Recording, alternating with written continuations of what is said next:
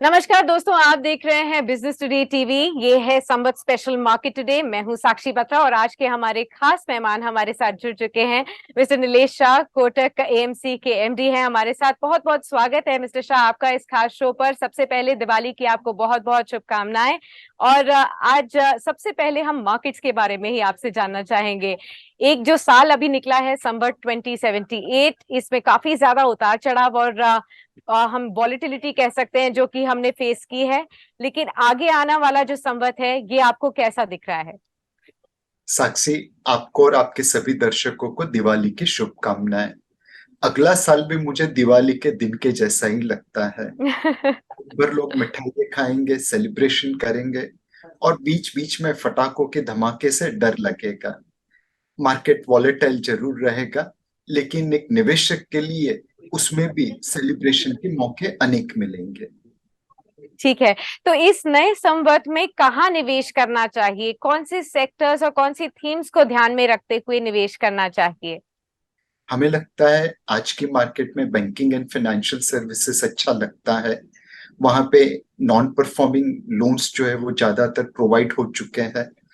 बढ़ते हुए ब्याज की दरों के सिनारियों में वहां पे प्रॉफिटेबिलिटी भी बढ़ सकती है और वैल्यूएशंस काफी रीजनेबल है। दूसरा सेक्टर जो हमें अच्छा लगता है वो इंडियन मैन्युफैक्चरिंग है। जैसे केमिकल सेक्टर में हमने देखा, धीरे धीरे करके इंडियन कंपनीज ने ग्लोबली अपना मार्केट शेयर बढ़ाया। वैसे ही बहुत सारे सेक्टर में चाइना प्लस वन होने की वजह से हमारी एक्सपोर्ट्स और हमारी डोमेस्टिक मार्केट शेयर बढ़ सकती है। तो मैन्युफैक्चरिंग और बैंकिंग, ये दो सेक्टर है जो अगले साल मार्केट को आउट परफॉर्म कर सकते हैं। ठीक है, तो क्या स्टॉक मार्केट्स में इस साल हम मैजिक नंबर 20,000 का लेवल निफ्टी पर देख पाएंगे? सो स्टॉक मार्केट में हमेशा कहते हैं नेवर से नेवर, कुछ भी हो सकता है। बट उस लेवल पे पहुंचने के लिए हमें कुछ सपोर्ट चाहिएगा। रशिया यूक्रेन सिचुएशन शांत पड़ जाए, यूएस फेड ब्याज बढ़ाने की जगह ब्याज कम करने में लग जाए, और उनके लिए बहुत जरूरी है कि महंगाई का दर उनके टारगेट लेवल पे आ जाए। अगर महंगाई का दर कम हो जाए, ब्याज के दरों में बढ़ोतरी रुक जाए और कटौती चालू हो जाए, और Russia Ukraine geopolitical risk market से बाहर चला जाए, तो उस नंबर को भी हम छू सकते हैं। ठीक है, तो अगर किसी नए निवेशक को इस समय बाजार में एंटर होना हो और एक नया पोर्टफोलियो तैयार करना हो तो उनके लिए आपकी राय क्या रहेगी? किस तरीके से उनको निवेश करना चाहिए? क्या large caps, mid caps, small caps में से कहाँ पर सबसे ज्यादा प्रेफरेंस होनी चाहिए? और शुरुआत में जो सेक्टर्स आपने बात की उनमें से भी स्टॉक्स को कैसे सिलेक्ट किया जाए? नई साक्षी, मैं पहले निवेशकों को यही सलाह दूंगा कि आप डाइवर्सिफाइड फंड में निवेश करिए। अभी ओके। आपके पास वो नॉलेज या रिस्क एपेटाइट नहीं है कि आप सेक्टर फंड में निवेश कर सकें। एंड सिस्टमेटिक इन्वेस्टमेंट प्लान के थ्रू निवेश करिए। 3 या 4 म्यूचुअल फंड पकड़िए, उसमें से एक कोटक म्यूचुअल फंड रखना और वहां पे आपकी एसआईपी कर दीजिए। एसआईपी करिए, मस्त रहिए। ठीक है, एसआईपी करिए और मस्त रहिए, वहीं पर आपको अच्छे खासे रिटर्न्स देखने को मिल सकते हैं। लेकिन अगर मैं आपसे जानना चाहूँ दैट मिस्टर नीलेश शाह का क्या तरीका है स्टॉक्स को सिलेक्ट करने का, वो मल्टी बैगर्स को कैसे चुनते हैं, उसमें आप क्या कहेंगे? सो साक्षी, मुझे कभी एक साल के होराइजन पे मल्टीपैकर नहीं मिले। मेरे स्टॉक्स मल्टीपैकर इसलिए हुए कि मैंने उन्हें 10 15 20 सालों तक होल्ड करके रखा है। जी। इनफैक्ट मैंने मतलब एक शेयर था जो फिजिकल सर्टिफिकेट में आज भी रखा हुआ है, ताकि मैं उसे कभी बेचने की गलती ना कर सकूं। अ, मेरा एकदम सिंपल उसूल है, by good companies run by good managers eight good prices. बोलना बहुत इजी है, करने में जान निकल आती है। गुड कंपनीज बिल्कुल। हैं जिस कंपनी की आय अपने खर्चे से ज्यादा हो, but not in nominal terms, return on equity versus cost of capital terms, वो अच्छा बिजनेस है। गुड मैनेजर वह है जो आपसे चोरी नहीं करे, आपके साथ मिस गवर्नेंस नहीं करे, और गुड प्राइसेस ऐसी है जहां पे एक मार्जिन ऑफ सेफ्टी हो। ये 3 चीजों को मिला के अगर आप पोर्टफोलियो बना सके, तो मेरे हिसाब से वो आपके लिए सबसे अच्छा पोर्टफोलियो साबित होगा। ठीक है। तो ये तो राय हमारे जरूर दर्शकों के काम में आएगी। साथ ही जो फर्स्ट टाइम इन्वेस्टर्स हैं, जो कि अभी तक बाजार में पिछले 1-2 साल में ही आए हैं और पहली बार शायद अपने पोर्टफोलियो में लाल निशान देख रहे हैं, उनके लिए आपकी क्या एडवाइस होगी? मार्केट एक बॉक्सिंग रिंग की तरह है। अंदर आएंगे तो मुंह पे कुछ मुक्के तो जरूर लगेंगे। डर के मारे रिंग छोड़ के मत चले जाना। जितनी बार लगे उतनी बार खड़े रहना। फाइनली आप मैच जरूर जीतोगे। भारत एक राइजिंग ग्रोथ स्टोरी है। दुनिया के लोग यहाँ पे निवेश करने के लिए उत्सुक हैं। जो भी टेम्पररी वॉलेटिलिटी है उसको आप सहन कर लीजिए और लंबे समय की अवधि के लिए निवेश करिए। Rising hmm. Studio of India will lift your portfolio as long as you have invested in right port. ठीक है।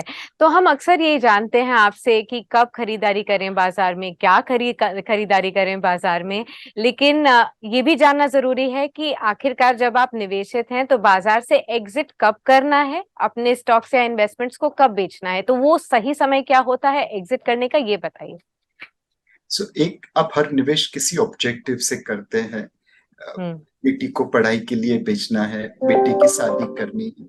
जब वो ऑब्जेक्टिव आ जाए तब आप अपना पोर्टफोलियो बेच के उस ऑब्जेक्टिव को फुलफिल करने में पैसा लगा सकते हैं। दूसरा पोर्टफोलियो पॉइंट ऑफ व्यू से होता है जिसे हम असेट एलोकेशन कहते हैं। आपकी रिस्क प्रोफाइल और आपके इन्वेस्टमेंट ऑब्जेक्टिव के अनुसार आप निवेश करते हैं।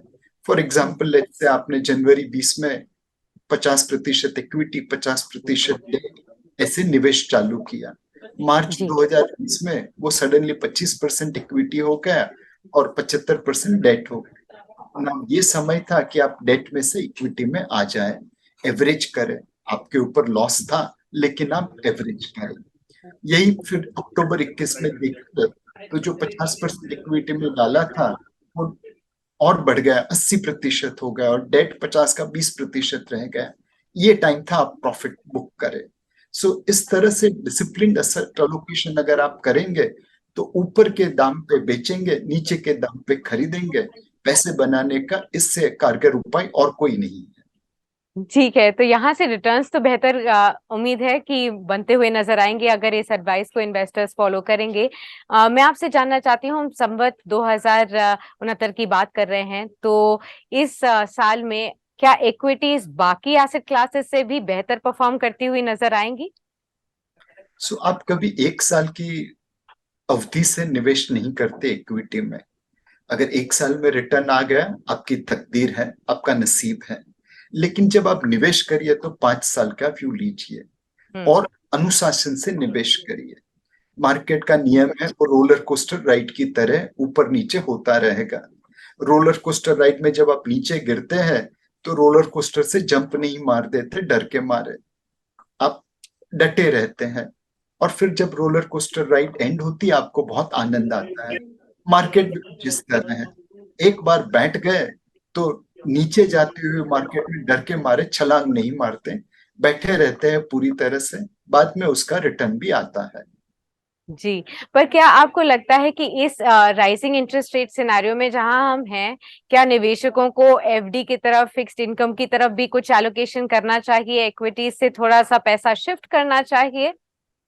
सी आप अपने अनुशासन को फॉलो करिए। अगर आपको लेट्स से नेक्स्ट 3 महीने में कुछ पैसों की जरूरत है तो उसे इक्विटी में निवेश करने का सेंस ही नहीं बनता, वो बैंक एफडी में रखिए। बट अगर आपको 50 साल बाद रिटायर होना है तो फिर आप बैंक एफडी में पैसा डाल के क्या करेंगे? आपको इक्विटी का रिस्क लेना जरूरी है। ओके। और आखिर में मिस्टर शाह, हमारे सभी दर्शकों के लिए जो कि मिलेनियल्स ज्यादातर है, उनके लिए आप क्या एडवाइस देंगे, जो अभी स्टॉक मार्केट से बहुत ज्यादा पैसा कमाना चाहते हैं, वो स्टॉक मार्केट्स के निवेश को एक अमीर बनने का जरिया मानते हैं, उनके लिए आपकी क्या राय रहोगी? स्टॉक मार्केट में सभी की नीड मीट हो सकती है लेकिन सभी की ग्रीड नहीं मीट हो सकती। आप लालच मत करिए, आप एक डिसिप्लिन रखिए। 3 चीजें जरूरी है फाइनेंशियल फ्रीडम के लिए। रेगुलर इन्वेस्टमेंट, बूंद बूंद से सागर बनता है। वैसे ही एसआईपी के जरिए छोटे छोटे अमाउंट से भी आपको फाइनेंशियल फ्रीडम मिल सकती है। दूसरा, disciplined investment. Don't put all eggs in one basket. सारे अंडे आप एक बास्केट में नहीं रखते। आपका portfolio equity, debt, real estate, gold, international assets, उसमें डाइवर्सिफाई करिए। और finally, long term investment. Hindi में मुझे ये कहावत मालूम नहीं है, बट गुजराती में लंबी अवधि के लिए निवेश। लंबी अवधि के लिए निवेश। उतावरे आंबा न पाके। आप अच्छे आम चाहिए तो 12 साल वेट करना पड़ता है, वैसे ही इन्वेस्टमेंट के लिए समय चाहिए। Be a regular investor, be a long term investor, be a disciplined investor. Financial freedom आपके कदम चूमती आएगी। जी बिल्कुल, हम यही चाहते हैं कि ज्यादा से ज्यादा हमारे व्यूअर्स जो है फाइनेंशियल फ्रीडम की ओर बढ़ें और अपने कदम उठाएं, जिससे कि आप जैसे एक्सपर्ट से राय लेते हुए वो सही डायरेक्शन में और सही तरीके से निवेश को अप्रोच करें। बहुत बहुत शुक्रिया मिस्टर शाह हमारे साथ जुड़े रहने के लिए संवत स्पेशल में, और उम्मीद करते हैं आपका दिवाली और नया साल बहुत ही अच्छा गुजरे। बहुत बहुत शुभकामनाएं आपको, आपके परिवार को और आपकी सारी टीम को। धन्यवाद।